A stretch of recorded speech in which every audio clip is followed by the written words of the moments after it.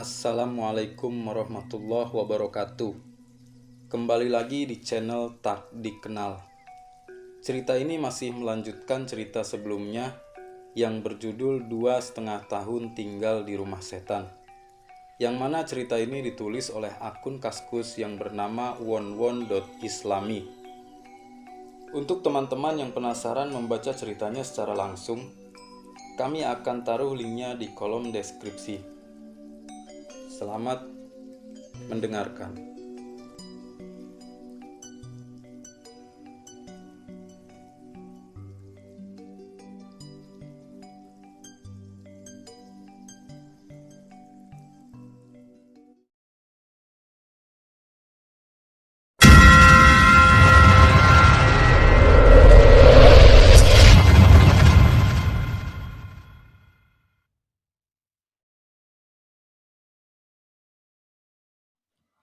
Ketika Anjas sudah hendak masuk ke kamarnya, didengarnya suara langkah kaki lagi. Namun kali ini asalnya dari kamar Mbak Siti. Dan beberapa saat kemudian Rio, anaknya, keluar sambil membawa bola yang dimainkannya tadi siang. Rio sama sekali tidak menyadari ada Anjas di dekatnya. Ketika ia melemparkan bola ke dinding, persis seperti yang dia lakukan tadi siang, Anjas terpaku. Meskipun Anjas sudah sangat sering diganggu oleh makhluk-makhluk di rumah ini, namun jujur, ketika dia melihat seorang anak kecil bermain bola sendiri tengah malam begini, membuat bulu kuduknya kembali meremang. "Rio, kamu jangan main malam-malam begini," ujar Anjas. Namun kali ini dia hanya berdiri di sana, tidak mendekati Rio. Rio hanya diam, masih asik melempar bola ke tembok yang terpantul dan diambilnya kembali, seakan tidak terusik sama sekali dengan teguran Anjas. Ada kekhawatiran pada diri Anjas. Jangan sampai bocah kecil ini melihat penampakan yang barusan ia lihat di kamarnya. "Rio, Rio," ulang Anjas. Namun anak itu tetap tak bergeming. Akhirnya Anjas berinisiatif untuk membangunkan ibunya. Dia mengetuk kamar Mbak Siti, walaupun dalam keadaan terbuka. "Mbak Siti, Mbak," ujarnya. Dan setelah Mbak Siti terbangun, dia melanjutkan, "Mbak, kebetulan saya masih bangun. Rio kebangun, itu dia lagi main bola," katanya. Mbak Siti yang semula masih bingung karena dibangunkan, langsung mengerti dan beranjak keluar kamar. "Astaga nak, kamu lagi ngapain?" ujar Mbak Siti, seraya mendekati Rio dan menariknya berdiri. "Jangan main bola jam segini. Tidur, ayo tidur. Besok lagi mainnya," tambahnya. Rio yang semula sangat asik bermain sendiri tiba-tiba melihat ibunya dan seakan baru sadar. Anak itu menurut saja ketika diajak masuk ke kamar. Namun, ketika akan masuk kamar, Rio kembali menoleh ke arah tembok tempatnya bermain barusan. Hanya beberapa detik, sampai akhirnya ia mengikuti ibunya masuk ke kamar. Anjas yang menyaksikan dua hal yang sangat mengejutkan malam itu hanya bisa diam dan membatin. Sudah cukup, dah malam ini. Kemudian berlalu menuju kamarnya. Ia sempat melihat sebentar ke arah jendela kamarnya, dan tidak ada apapun di sana, sehingga ia memutuskan untuk langsung tidur saja. Keesokan paginya, persis sekitar pukul 9-an, Mas Adi pulang ke rumah. Terlihat letih namun senang akhirnya bisa pulang. Anjas yang pagi itu akan ujian, langsung pamit pergi ke kampusnya. Namun dia masih sempat mendengar Mbak Siti menceritakan kejadian tadi malam yang dialaminya pada suaminya. Namun Anjas tidak bisa mendengar banyak, mengingat jadwal ujiannya pagi itu akan segera dimulai. Beberapa minggu pun berlalu. Sore itu Lukman dan Anjas sedang mengobrol sambil merokok di halaman rumah. Ujian mereka sudah selesai. Anjas memberitahu Lukman niatnya untuk pulang kampung beberapa hari, karena memang sudah sangat lama ia tidak pulang, sambil berniat hendak membawa beras nanti waktu kembali, karena persediaan beras mereka sudah mulai menipis. Dan sangat tidak layaklah mereka selalu mengharapkan kebaikan Mbak Siti dan Mas Adi untuk menyuplai makanan untuk mereka. Lukman setuju, dan Lukman pun ada niat untuk menjenguk bapaknya di rumahnya. Gak apa-apa nih kita tinggalin mereka, tanya Anjas. Ia kasihan sebenarnya pada keluarga kecil itu. Menurut saya sih gak apa-apa bang, soalnya Mas Adi kan gak nginep-nginep lagi di luar, jawab Lukman. Akhirnya Anjas menyetujui dan memastikan bahwa mungkin ia pulang ke kampung halamannya hanya 3 atau 4 hari saja. Mereka berdua memberitahu Mas Adi niatannya untuk pulang kampung. Mas Adi menyanggupi, namun Mbak Siti tiba-tiba nyeletuk. Jangan lama-lama ya mas pulangnya, gak enak sendirian di sini, gak berani, katanya. Mas Adi tertawa sambil berkata, ya ampun, seperti anak kecil saja gak berani segala. Kan ada saya juga, siang juga mana ada yang berani gangguin. Ya kan Mas Anjas, Mas Lukman, kelakarnya. Anjas dan Lukman hanya tersenyum dan mengangguk meyakinkan Mbak Siti. Kapan pada mau pulangnya mas? Tanya Mas Adi. Besok pagi Mas Adi, kami juga sudah tidak ada ujian, lagi libur semester, ujar Lukman yang dibalas dengan anggukan oleh Mas Adi. Malam itu mereka berkumpul sambil mengobrol santai di ruang tengah sehabis makan malam. Anjas tidak sengaja menoleh ke jendela ruang tengah dan sedikit berharap makhluk yang muncul di jendela kamarnya waktu itu tidak akan muncul lagi dan mengganggu mereka yang tersisa di rumah itu. Keesokan paginya mereka berdua siap untuk pulang. Rio ikut mengantar sampai gerbang dan melambai-lambai dengan semangat. Mulai jahil lagi. Ternyata perkiraan Anjas yang niatnya pulang hanya beberapa hari tidak sesuai. Ada begawe atau hajatan di rumahnya karena anak uaknya melangsungkan acara nikahan. Sehingga dia kembali ke Mataram hampir seminggu lebih. Karena merasa tidak enak terlalu lama pulang kampungnya, ia berencana sore itu kembali ke Mataram. Namun ketika Anjas masuk ke halaman rumah, keadaan rumah itu sepi. Tidak ada Rio yang seperti biasanya menyambut. Anjas menelpon Lukman. Man, kamu di mana? Ujar Anjas lewat telepon. Saya lagi di Lombok Utara, ada acara keluarga bang. Jadi belum bisa balik hari ini. Besok pagi kayaknya saya balik, jawabnya. Anjas masuk ke dalam rumah. Sepi dan tidak ada orang sama sekali. Assalamualaikum, ucapnya pelan, walaupun tahu tidak ada orang di dalam rumah. Ini sudah menjadi kebiasaannya masuk ke rumah ataupun ke kamarnya. Waalaikumsalam, ada yang menjawabnya. Anjas terkejut luar biasa. Dia berdiri diam, melihat sekitar, namun tidak menemukan siapa-siapa.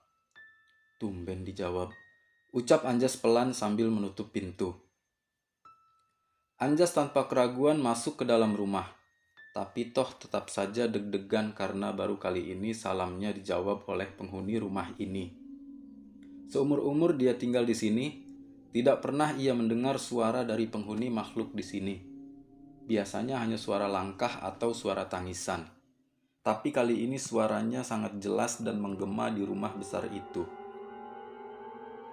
Anjas tidak merasakan merinding sama sekali, tapi hanya waspada akan kemunculan yang tiba-tiba. Sinar matahari masih masuk ke ruangan tengah. Hendak menuju gelap, sehingga sudah kebiasaan Anjas untuk berkeliling semua ruangan untuk menyalakan lampu.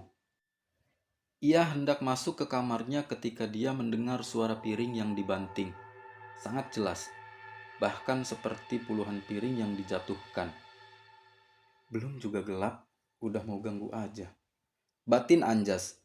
Ia melongok ke dapur di mana suara tadi berasal. Namun, tidak ada tanda-tanda gerakan atau paling tidak ada penampakan yang terjadi. Merasa aman, ia beranjak ke kasurnya dan merebahkan diri di sana. Anjas tidak punya nomor HP Mas Adi, sehingga ia kesulitan menghubungi mereka. Jam sudah menunjukkan pukul 6 sore. Perutnya keroncongan. Selagi masih sedikit terang, ia bangun hendak memanaskan sayur yang dibawanya dari kampungnya. Segera Anjas menuju dapur. Dan saat ia melewati bekas kamarnya yang dulu, langsung saja lehernya meremang. Dan tepat saat itu, ada yang memanggil namanya. Anjas. Dia berhenti. Dia menoleh ke kamar itu. Tidak ada siapapun di sana sesuai dugaannya. Namun ia masih tak bergeming dari tempatnya. Masih terpaku. Suara itu laki-laki. Hampir semenit sampai akhirnya ia memutuskan untuk berusaha mengabaikan suara tadi dan berjalan ke dapur. Kompor gasnya sepertinya habis karena tidak mau menyala. Anjas hanya mengambil piring dari raknya dan hendak makan di kamarnya. Ia melewati kamar mandi, lalu tiba-tiba, pat! Persis ketika Anjas lewat, lampunya mati. Ia mengabaikan yang ini juga, dan terus berjalan menuju kamarnya, seakan tidak ada interupsi sama sekali. Saat akan menyantap lauknya, ia mendengar suara langkah kaki. Tap, tap. Anjas mengabaikannya lagi. Geruduk, geruduk. Kali ini langit-langit kamarnya yang berbunyi. Tap, tap, tap. Suara langkah kaki itu mendekat. Ya Allah, bosan saya kamu ganggu. Teriak Anjas dan tanpa niatan ia melempar piring besinya ke pintu. Dan terbanting ke lantai yang menyebabkan suara keras yang bising sekali. Namun, karena kemarahannya itulah yang membuat suara-suara gangguan tadi langsung berhenti. Anjas mengambil piringnya lagi dan melanjutkan makannya. Suara azan maghrib terdengar. Anjas yang semula main HP langsung bangun dan hendak berwudu ke kamar mandi. Entah kenapa keberaniannya sudah terasah benar di rumah ini. Hal-hal yang biasa ia rasakan seperti mendengar suara langkah kaki atau mendengar suara tangisan anak kecil dan seorang wanita, atau sekedar suara barang dijatuhkan merupakan makanan sehari-harinya di sini. Jadi, rasanya sudah sangat biasa ia merasakan hal itu, kecuali untuk gangguan-gangguan yang baru pertama kali dimunculkan. Biasanya Anjas merinding dan bulu tengkuknya meremang. Namun jujur, suara salam tadi dan suara laki-laki yang memanggilnya barusan itu baru pertama kali didengarnya, sehingga ia mempercepat langkahnya saat melewati kamarnya yang lama. Lampu kamar mandi masih tidak bisa dinyalakan. Ia terpaksa membuka pintunya saat berwudu. Perutnya mules sekali, tapi jika harus BAB dalam keadaan gelap-gelapan begini, ia lebih memilih untuk menundanya saja. Setelah sholat maghrib, kembali ia memainkan HP-nya, walaupun tidak banyak yang bisa ia lakukan pada HP-nya. Tiba-tiba Lukman menelpon. Bang, masih di rumah kan ya? Barusan Mas Adi nelpon saya. Dia dari 2 hari yang lalu nginep di rumah kerabatnya. Saya udah kasih tahu kalau Abang Anjas ada di rumah. Jadi ntar malam mereka ini mau balik bang. Ujar Lukman lewat telepon. Oh gitu. Oke sip. Jawabnya. Kira-kira hampir 1 jam lamanya Anjas tidur-tiduran di kamar sampai ia mendengar suara gerbang yang dibuka dan suara motor masuk ke halaman. Assalamualaikum. Suara salam terdengar semenit kemudian. Dan Mas Adi serta anak istrinya masuk. Rio terlelap dalam dekapan ibunya. Mas Anjas, kirain belum datang mas. Sapa Mas Adi yang tersenyum. Iya nih Mas Adi, barusan sore tadi saya nyampe. Habis nginep di mana mas? Tanya Anjas. Di rumah saudara mas, deket sini kok. Jawab Mas Adi. Mbak Siti celingak-celinguk saat masuk. Ia membiarkan suaminya masuk duluan, kemudian ia mengikuti di belakangnya. Mas Anjas lama banget pulang kampungnya, ujar Mbak Siti. Mas Lukman juga, jadi sepi di sini. Lanjutnya. Ya mbak, saya juga nggak duga bakal lama begini. Soalnya udah lama juga sih nggak pulang kampung. Jawab Anjas dan mereka mengobrol di ruang tengah. Sementara Rio tidur nyaman di kamar. Minggu sore, minggu ketiga di bulan November waktu itu. Anjas dan Lukman yang sedang santai berencana mau membabat rumput-rumput liar di samping lorong rumah itu. Halaman belakang juga sudah mulai ditumbuhi tanaman merambat. Namun mereka berdua sepakat tidak akan mau mengganggu bagian belakang rumah ini. Maka mereka hanya mau membersihkan bagian samping rumah saja. Tanaman-tanaman perdu yang entah kapan mulai tumbuh merambati bagian sisi kanan dan sisi kiri rumah tua itu. Anjas dan Lukman masing-masing dengan parang kecilnya siap bersih-bersih ditonton oleh si kecil Rio. Sementara ibunya berbelanja di seberang jalan. "Saya bagian sini, Bang," ujar Lukman, menunjuk bagian sisi kiri rumah yang berdekatan dengan sumur tua bekas alat es batu dan pohon mangga. Anjas menyetujui dan beranjak ke sisi kanan halaman rumah. Dia mulai membersihkan dan memotong tumbuhan yang mulai meninggi. Sekitar 15 menit ia berjibaku memotong ilalang dan rumput-rumput pendek, dan tiba-tiba ular panjang yang lumayan besar mendesis marah di depannya, dengan rahang mulut yang menganga mengancam. Anjas yang memang dari orok sangat-sangat benci dan takut pada makhluk Allah yang satu itu, langsung melompat dan terjengkang jatuh ke belakang, dan buru-buru bangun dan berlari menjauh. Sumpah, lebih baik ia bertemu dengan pocong lagi daripada dihadapkan dengan makhluk melata itu. Rio yang sedari tadi bermain bola di halaman mendekati Anjas yang langsung dihadang oleh Anjas. "Rio, jangan ke sana. Ada ular," ujarnya dengan napas ngos-ngosan. Lukman yang menyadari ada yang tidak beres juga mendekati dan bertanya. Anjas menunjuk semak-semak dan mengikuti Lukman ketika ia berjalan dengan hati-hati ke arah semak-semak yang ditunjuk Anjas. Sudah tidak ada ular di sana. Rupanya sang ular pun ketakutan saat Anjas membersihkan tempat rumahnya dan langsung melarikan diri. Entah ke lorong belakang atau melata melalui tembok melintas ke rumah tetangga. Mbak Siti masuk dengan membawa belanjaannya, dan Rio menyambutnya. Bersih-bersih hari itu lumayan berhasil. Rumah tua itu tampak sedikit lebih bersih dan terlihat luas tanpa ada semak belukar di samping kiri dan kanan bangunan. Malamnya, setelah sholat maghrib, Anjas dan Lukman mengobrol di ruang tengah. Rio tidur-tidur ayam di samping Lukman. Mbak Siti memasak di dapur. Sekitar 10 menitan kemudian Mas Adi pulang dengan wajah letih, namun tetap tersenyum dengan sambutan Rio. Mereka bertiga asyik mengobrol, saat tiba-tiba Mbak Siti memanggil suaminya dengan suara sok. Anjas dan Lukman saling pandang dan ikut berdiri menyusul Mas Adi. Mbak Siti berdiri di samping kompor dan wajahnya sangat ketakutan. "Mas, saya lihat ada yang duduk di situ," isaknya saat Mas Adi datang, menunjuk meja persis di samping kompor gas. "Ada yang duduk? Siapa?" tanya Mas Adi polos. "Cewek, rambutnya panjang. Dia membelakangi saya. Putih, bajunya putih," ujar Mbak Siti terbata-bata. Mas Adi bingung sambil melihat meja yang ditunjuk. Dan persis saat itu juga gelas di samping kanan kompor terjatuh dan pecah di lantai. Mereka semua yang ada di situ terdiam dalam syok yang sama. Bagi Anjas maupun Lukman, yang mungkin sudah sangat biasa melihat ini tidak terlalu kaget.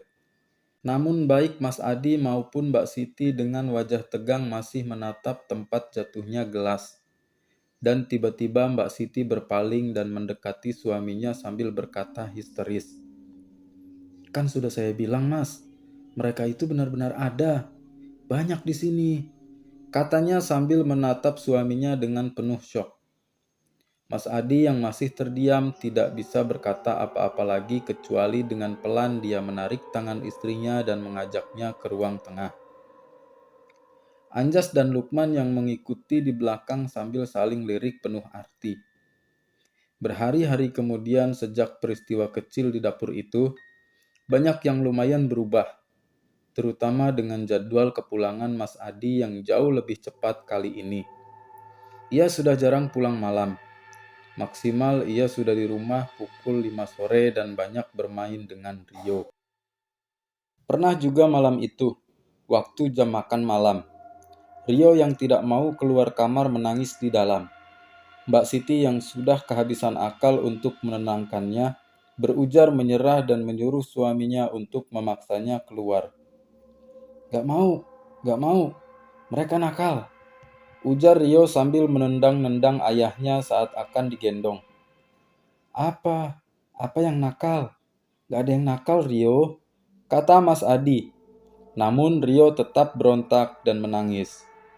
Mereka semua yang ada di situ disibukkan semalaman merayu Rio untuk tidak menangis. Dan hampir tengah malam sampai akhirnya Rio berhenti menangis ketika pintu kamarnya ditutup. Sekitar sebulan setelah itu, Mas Adi tiba-tiba mengajak Anjas dan Lukman yang saat itu duduk-duduk di teras tangga untuk berbicara. Mas Anjas, Mas Lukman, mohon maaf nih, ada yang mau saya omongin, ujarnya. Anjas merasa dejavu. Ia merasa seakan tahu apa yang Mas Adi akan bicarakan. Karena 2 hari yang lalu sudah pernah ia diskusikan dengan Lukman saat di kampus. Bahwa mungkin hari itu akan tiba saat Mas Adi akan mengajak mereka berbicara. Mau ngomong apa Mas Adi? Ujar Lukman, meskipun ia sempat melirik Anjas saat berbicara.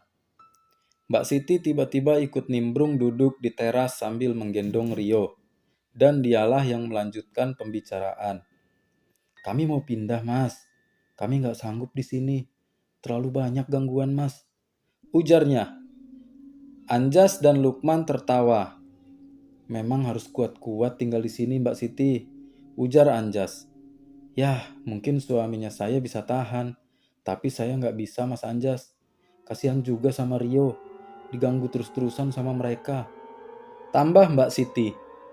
Mas Adi hanya tersenyum kecil dan melanjutkan. Kami udah ada nemu kos di tengah kota. Sementara kami tinggal di sana dulu aja ya Mas. Kasihan anak istri, katanya. Ya nggak apa-apa Mas Adi. Memang banyak yang tidak tahan tinggal di sini. Harus kuat-kuat. Tapi kasihan juga kalau harus dipaksakan, ujar Lukman. Akhirnya mereka menyetujui rencana keluarga kecil itu untuk pindah. Karena ini memang sesuai dengan perkiraan mereka 2 hari yang lalu. Tinggal menunggu waktu sampai akhirnya mereka meminta untuk pindah. Dan beginilah, mereka tinggal berdua lagi di rumah itu. Untuk yang kedua kalinya.